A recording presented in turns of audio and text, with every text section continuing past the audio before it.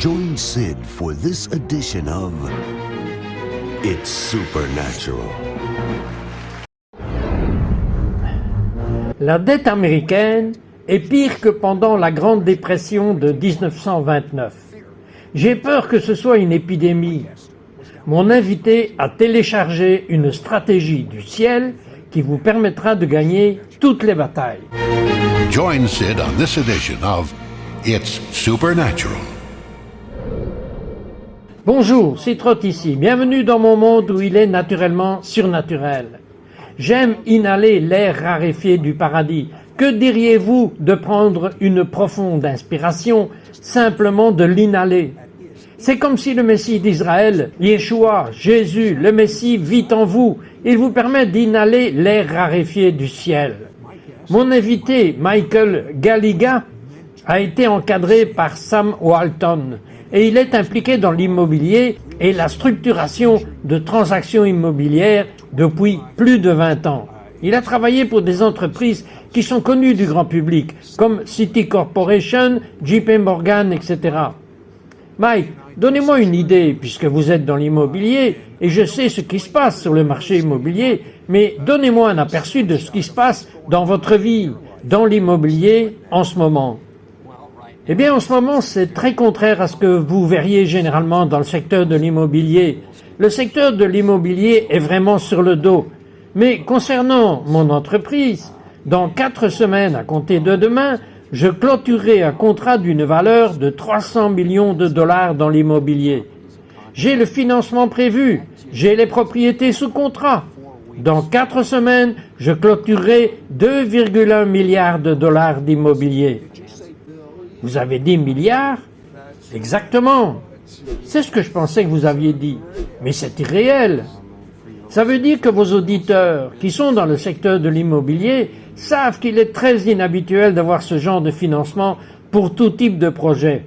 Eh bien, c'est à cause de ce téléchargement surnaturel que Michael a reçu du ciel. Maintenant, Mike, quand vous aviez 5 ans, vous étiez juste un enfant normal. Vous jouiez aux billes. Que s'est-il passé? Eh bien oui, à l'époque, oui, nous jouions aux billes. J'avais 4 ou 5 ans, donc c'était il y a 49 ans. Je jouais aux billes avec mes copains en première année à Phoenix, en Arizona. Je m'occupais de mes affaires, je restais debout à les regarder tirer sur leurs billes, et je suis allé quelque part. Vous savez, c'est comme si vous aviez déjà subi une intervention chirurgicale et que vous aviez eu un anesthésiste. Avez-vous été élevé en tant que chrétien? Avez-vous compris Jésus? Parlez-moi un peu à propos de votre passé. J'avais de bons parents, mais nous n'allions pas à l'église. Nous ne connaissions pas Dieu, nous ne connaissions pas Jésus, nous ne connaissions pas le Messie, nous ne connaissions rien d'autre que de bonnes personnes.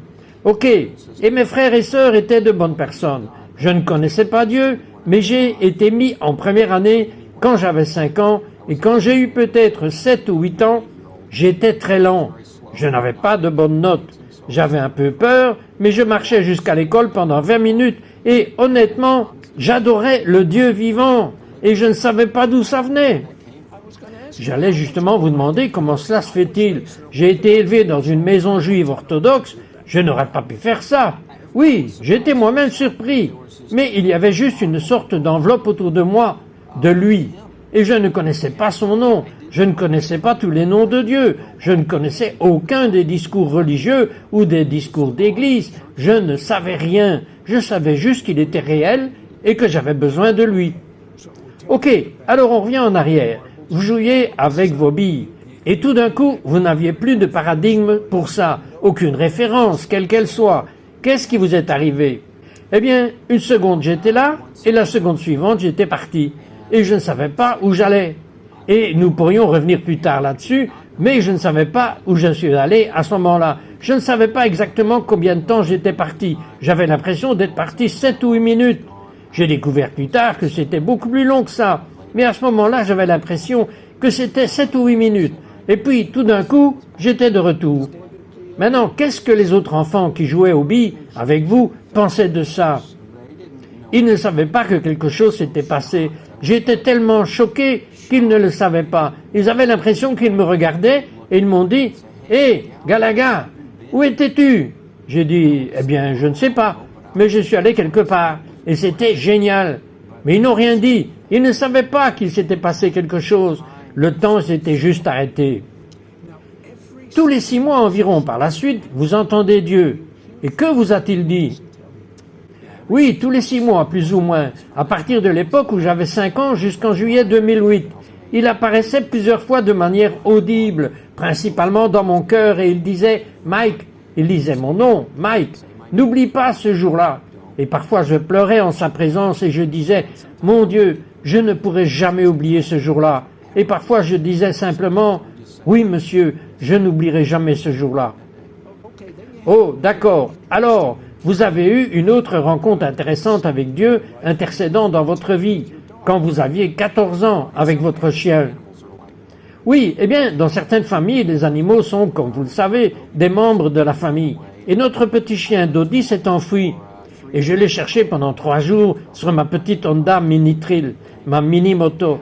Et j'ai rempli réservoir après réservoir avec de l'essence. J'avais ce plan élaboré et un stratagème sur la façon de le trouver et de chercher partout.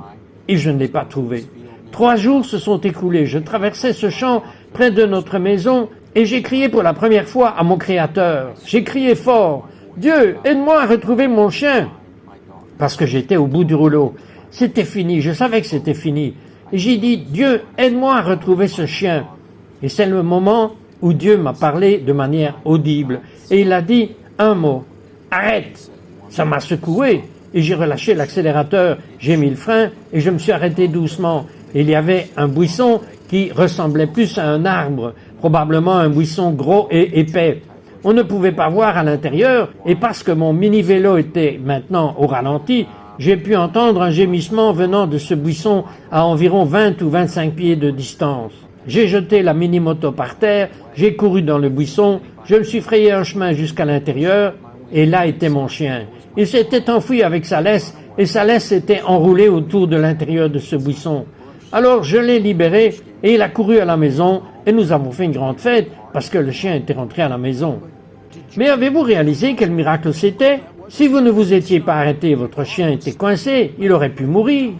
Oui, Sid, je sais que j'avais 14 ans, mais j'y suis retourné et il y a à peine quelques mois, au même endroit. Le buisson est toujours là et c'est un endroit sacré pour moi. J'y retourne de temps en temps. Mais la question que je me pose, souvenez-vous que tous les 6 mois de ce qui lui est arrivé à l'âge de 5 ans, il a crié un certain moment de sa vie et il a obtenu une réponse. Nous revenons tout de suite après ceci. We'll be right back to It's Supernatural. Jamais tu ne vivras le total de Dieu si tu ne fais de Jésus-Christ ton modèle. Et ton modèle, lorsqu'il a commencé son ministère, il était seul dans le désert. Jésus a commencé le ministère dans la solitude. C'est-à-dire que la solitude fait partie de la vie chrétienne. We now return to It's Supernatural. Bonjour, c'est Trott ici avec Michael Galiga. Et quand Michael avait juste 5 ans, il jouait au billes avec ses amis et tout d'un coup, il n'était plus là. Il a quitté son corps. Quand vous êtes revenu à l'âge de 5 ans, qu'avez-vous ressenti? Je me sentais plus fort, je me sentais beaucoup plus vieux et en fait, j'ai dit quelque chose que je n'aurais pas dit quelques minutes plus tôt. Et j'ai regardé mes copains et je me suis dit en moi-même, je ne suis pas meilleur que vous, mais je suis bien différent maintenant. Donc, tous les 6 mois, Dieu lui dit, souviens-toi de ce qui s'est passé quand tu avais 5 ans. Puis beaucoup plus tard dans la vie, il est dans son bureau. Il a eu du succès dans l'immobilier. Et que s'est-il passé? Oui, c'était environ 48 ans plus tard. C'était en juillet 2008. J'étais dans mon bureau en train de travailler sur une transaction immobilière et la présence de Dieu est apparue. C'est difficile de décrire à quoi ça ressemble, mais quand cela arrive, vous le savez, et c'était très épais, c'était très réel. Et je suis sorti de ma chaise et j'avais l'impression que je devais absolument m'allonger sur le tapis de mon bureau et je me suis allongé. Je n'avais fait ça qu'une seule fois auparavant, mais je me suis allongé sur le tapis de mon bureau, les bras écartés, et c'était comme si des mots sortaient de ma bouche. Et j'ai dit quelque chose et j'ai dit, Dieu, si tu ne me dis pas ce qui est arrivé ce jour lorsque j'avais 5 ans, je vais mourir sur la carpette maintenant. Vous l'avez vraiment ressenti? Oui, absolument, je l'ai ressenti. Et que s'est-il passé? Ce qui s'est passé, c'est qu'à peu près avec 2 ou 3 secondes de retard, j'ai entendu sa voix dire « Maintenant tu es prêt. Et eux aussi. Mais qui sont-ils? Eh bien, j'écrivais mon journal quelques jours plus tard et j'ai dit, Dieu, je pense que je comprends le moi, mais qui sont-ils? Et c'était une citation directe. Du mieux que je me souvienne, il a dit, Mike, c'est tout le monde. La bataille s'est intensifiée de façon exponentielle. Les cieux ont changé et il n'y a plus de terrain d'entente. Et à ce moment-là, les jours suivants, il a commencé à me télécharger, presque comme une connexion par câble à fibre optique, le plan de bataille sur la façon de gagner chaque bataille. Comme celle que j'ai dans ma main en ce moment, c'est le titre de votre livre, « Gagner chaque bataille, vaincre la peur et revendiquer la victoire pour réussir dans la vie ». Vous avez également découvert qu'à l'âge de 5 ans, on vous avait donné un manteau. Qu'est-ce que c'était? C'était le manteau du leadership. C'est pourquoi vous vous sentiez plus sage à l'époque. Oui, et j'ai trouvé que tout au long de ma vie, chaque fois que j'ai été chargé de quelque chose ou que je me suis porté volontaire pour le faire, cela m'est venu naturellement et j'étais meilleur que la plupart des gens. Plus d'énergie m'est venue que j'ai dû en dépenser pour accomplir quelque chose. Et en regardant en arrière maintenant, je peux voir cela. Certains des principes que vous enseignez, je veux dire, chacun est une clé et vous mettez une garantie incroyable, si vous voulez, pour les grandes entreprises et vous les mettez au défi. Et je veux vraiment que quelqu'un me défie là-dessus. Je mets les gens au défi. Ça s'appelle le Corporate Challenge. Personne ne m'a encore suivi, mais je sais qu'ils le feront. C'est un Corporate Challenge. C'est s'il y a une grande entreprise américaine qui est généralement largement connue aujourd'hui et qui est en train de mourir, nous pouvons penser à quelques sommets de nos têtes, mais nous ne citerons pas de nom. Mais si l'une de ces entreprises fait ce que j'ai écrit dans ce livre et qu'ils acceptent de le faire, j'irai à mes frais à leur siège social et je les guiderai tout au long de ce processus avec la garantie que leur entreprise sera relancée. Michael, vous parlez de bénédiction ici et de pacte de malédiction de génération en génération en génération. Et vous parlez de certaines des entreprises, General Motors et Ford. Et il y avait une histoire à propos de cela dont vous parlez à propos d'une voiture que je ne connaissais pas, appelée la Tucker Torpedo. C'était quoi cela? Oui, la Tucker Torpedo a été créée par un homme qui travaillait pour l'une des 3 plus grandes sociétés automobiles. Et c'était vraiment une révolution technologiquement avancée et très innovante. Nous ne savons pas, si vous connaissez certaines de ces choses qui ont été créées, ce qui a été dit à propos de ce que les 3 grands ont peut-être fait à la Tucker et à sa société est vrai ou faux.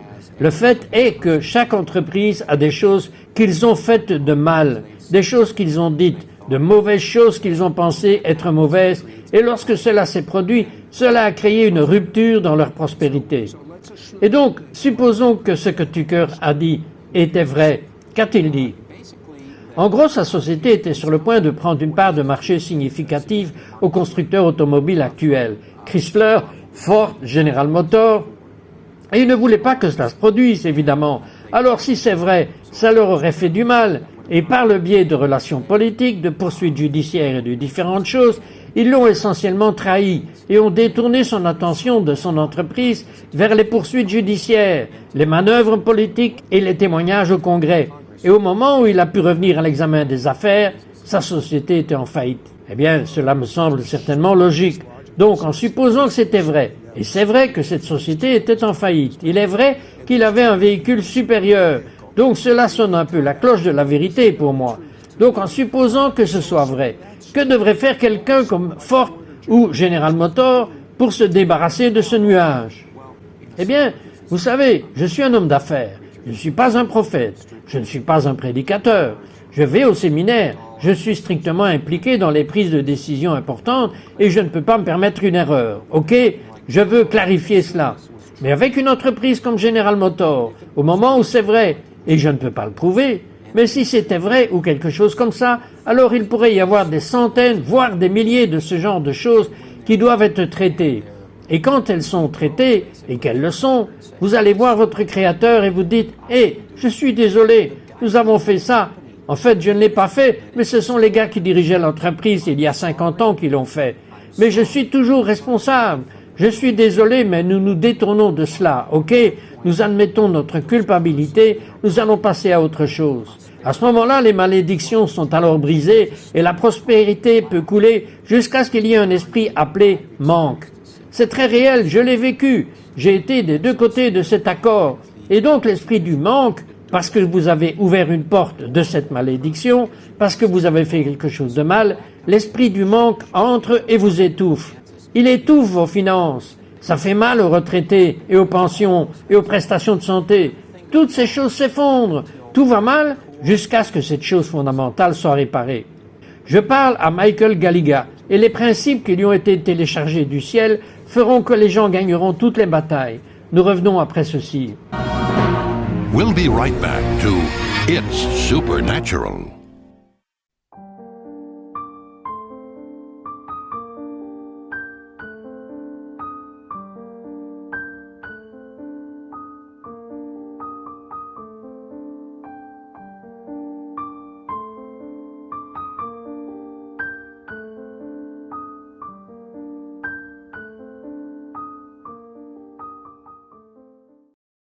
We now return to It's Supernatural.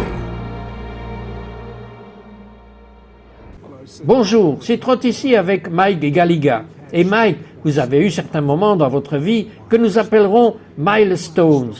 Un milestone s'est produit lorsque vous regardiez un documentaire sur le roi David. Parlez-moi de cela. C'était en 2005, j'étais assis dans ma salle de télévision, nous avons un écran plat et je changeais de chaîne. Et il y avait un documentaire extraordinairement bien fait sur le roi David.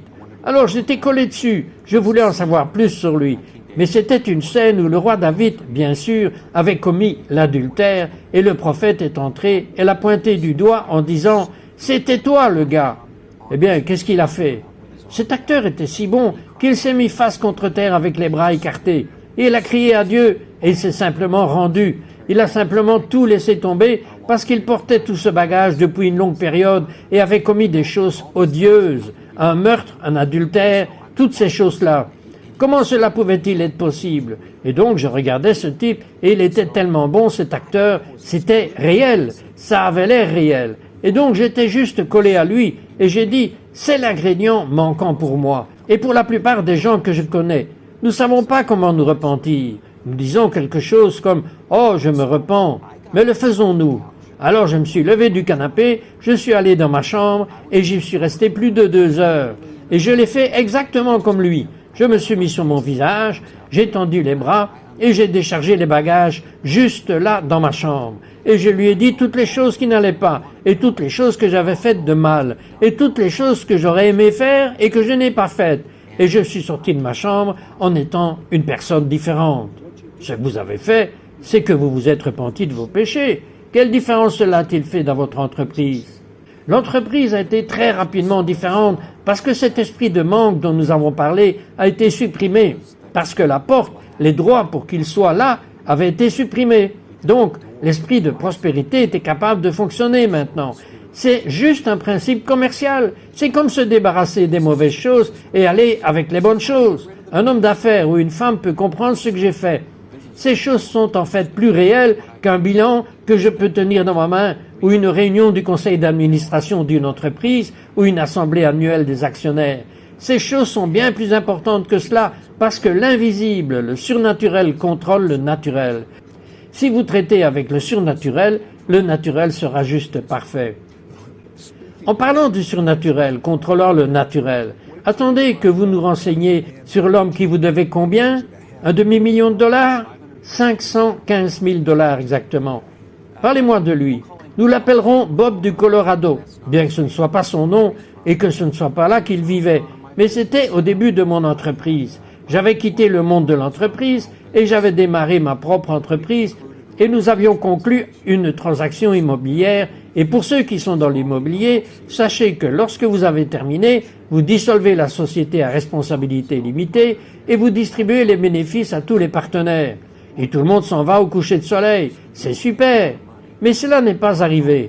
Nous avons terminé l'affaire, nous avions en fait gagné beaucoup d'argent. J'ai appelé Bob dans le Colorado et je lui ai dit « Hey Bob, c'est Mike, comment vas-tu » Mike allait bien. Et je lui ai dit que je me demandais quand nous allions liquider la société et faire une distribution.